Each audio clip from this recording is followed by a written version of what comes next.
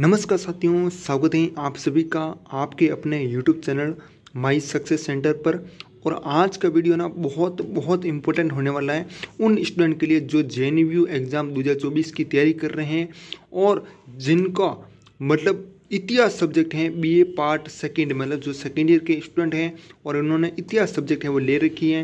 यानी paper first है आपका भारत का इतिहास 1200 से लगाकर 1760 ईस्वी तक। ठीक है, इसमें बाबर हैं, औरंगजेब हैं, अकबर हैं। ठीक है, इनका पूरा है वो इतिहास है वो बताया गया है, शाहजहाँ हैं। ठीक है, तो पूरा इतिहास है इसमें हमको देखने को मिलता है। बहुत ही ईजी सब्जेक्ट है, अगर आप ध्यानपूर्वक स्ट्रेटेजी अपनाओगे तो आप इस एग्ज़ाम में बहुत ही अच्छे मार्क्स हैं वो ला सकते हो पहले पेपर में। ठीक है, बहुत ईजी है और ये 2024 का है यहाँ पर रहने वाला है। ठीक है, तो इसमें मैं आपको क्या बताने वाला हूँ। पहली बात तो इसमें कौन से क्वेश्चन है वो आपको याद नहीं करने। भारत के इतिहास है ना तो सब्जेक्ट है, इसमें कौन से क्वेश्चन ऐसे हैं जो कि आपको याद नहीं करने, पूरी वो मैं आपको स्ट्रेटेजी है वो बताने वाला हूँ। ठीक है, और कौन से क्वेश्चन है आपको याद करने हैं वो भी मैं आपको बताऊँगा। ठीक है, और किस पर ज़्यादा फोकस करना है वो भी मैं आपको बताऊँगा। ठीक है, तो कंप्लीट प्लानिंग बताने वाला। तो आपको कुछ नहीं करना है, इस वीडियो को है ना A to Z पूरा है वो देखना है। पूरा मैं आपको बुक की है ना इसकी सीरीज की है ना इंपॉर्टेंट क्वेश्चन है वो बताने वाला हूँ, है ना। तो चलिए शुरू करते हैं इस वीडियो को। सबसे पहले आप देख सकते हो ये सीरीज़ है। ठीक है, 1 वीक सीरीज़ है जो कि JNU यूनिवर्सिटी के हैं।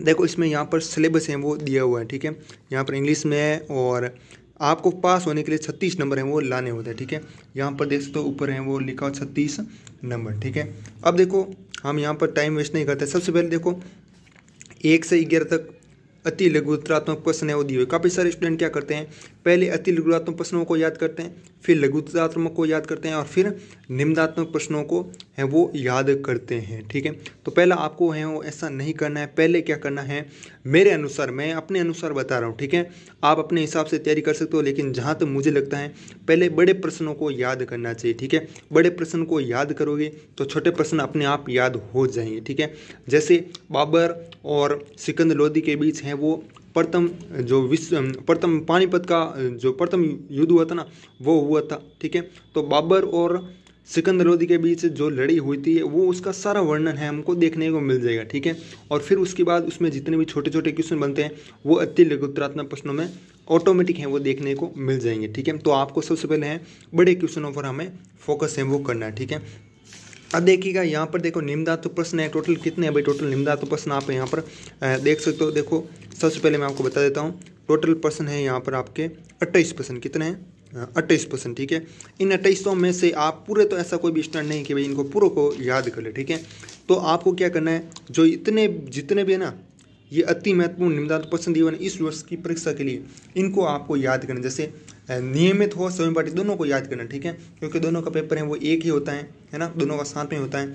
जैसे पहला प्रश्न है, तीसरा है, 5वां है, 8वां है, 13वां है, 20वां है, 24वां। ठीक है, और ये तीसरा प्रश्न है ना ये रिपीट है, मतलब दोनों में नियमित और स्वयं पाठी दोनों के लिए, तो इसको याद जरूर कीजिएगा। ठीक है, फिर है देखो 1, 3, 5, 8 ये हो गया, और 6, 7, 10, 14, 15, 18, 21, 23, 26। ठीक है, कुल मिलाकर कितने प्रश्न हैं, देखो 3 और 3 6 और 7, 7 ऊपर में है, 8 9 10, 10 और 3 13, 13 और 3 16 और 1 17, कुल मिलाकर 17 प्रश्न है आपको यहाँ पर देखने को मिलता है। 26 में से 17 प्रश्न आपको याद करने ही करने हैं। ठीक है, उसके बाद देखो यहाँ पर ये है ना 2023 का पेपर है। ठीक है, ये 2023 का पेपर है, इसको आपको याद नहीं करना है। ठीक है, क्यों याद नहीं करना है, क्योंकि इसको याद करोगे तो भी कोई मतलब नहीं, क्योंकि ये तो पिछली बार आ चुका है। इसमें से हो सके तो 1-2 प्रश्न है वो बन जाए तो बन जाए, लेकिन बनेंगे नहीं। ठीक है, रिपीट हो जाए बाई चांस। ठीक है, लेकिन आपको इसमें है ज़्यादा है वो टाइम नहीं लगाना है। आपको 2023 का प्रश्न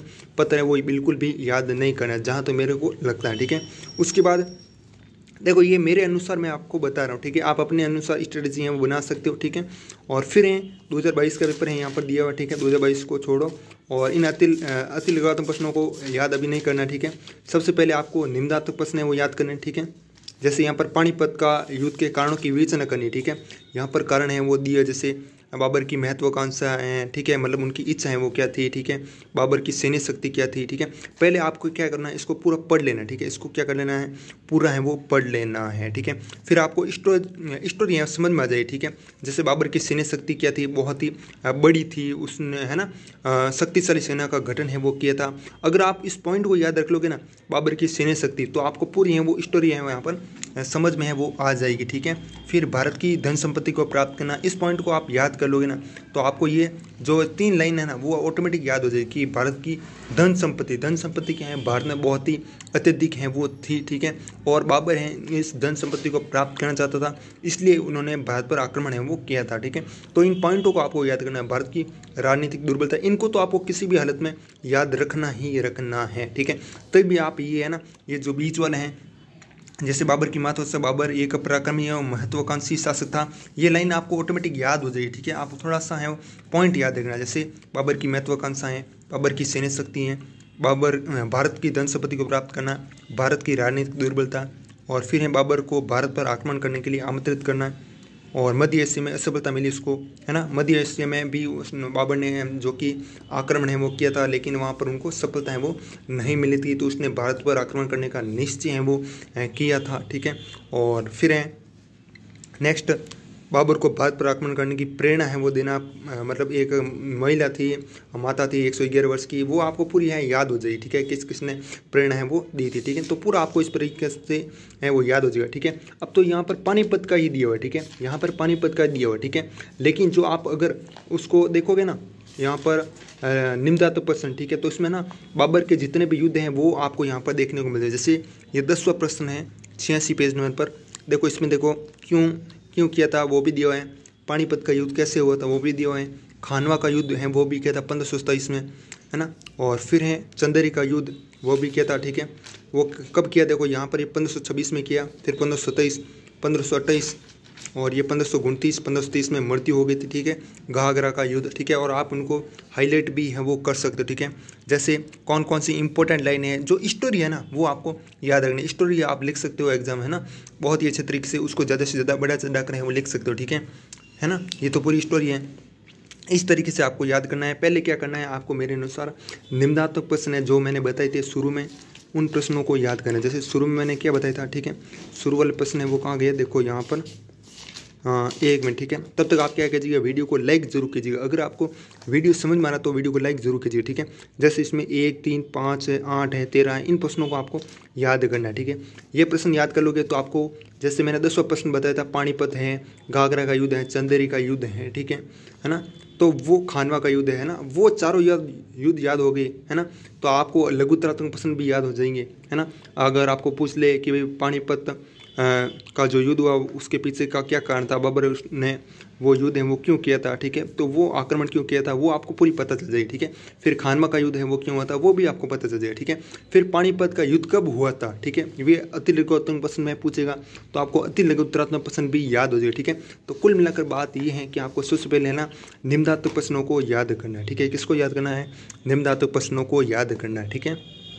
और दूसरी बात, जो कि पिछले वर्षों के प्रश्न पत्र हैं उनको याद नहीं करना है, मतलब 2023 का जो पेपर हुआ था उसको याद नहीं करना है, ठीक है।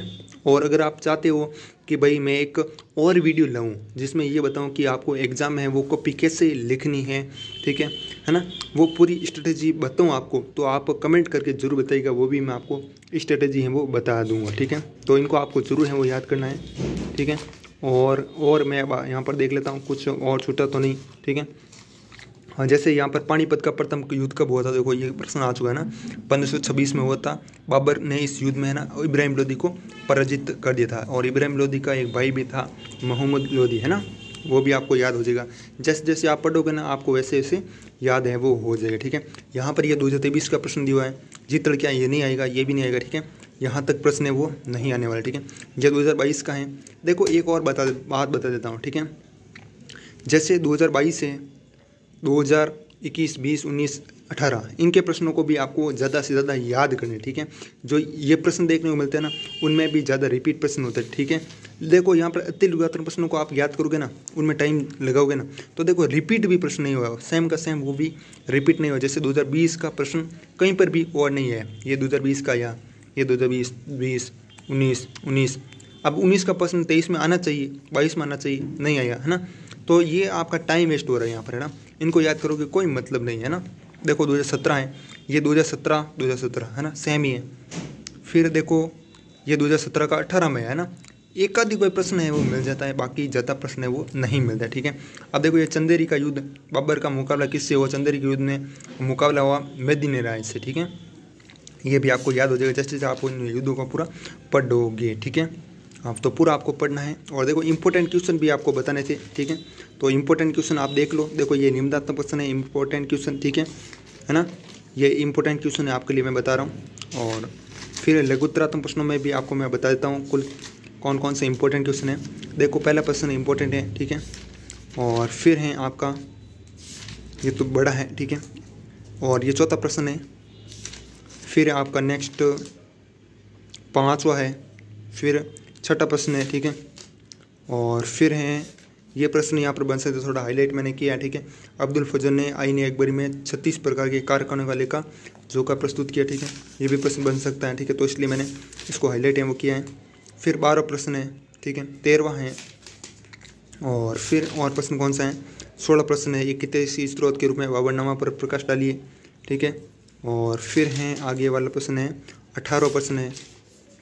और 19वां प्रश्न है। और फिर 20वां खानवा का युद्ध है ना।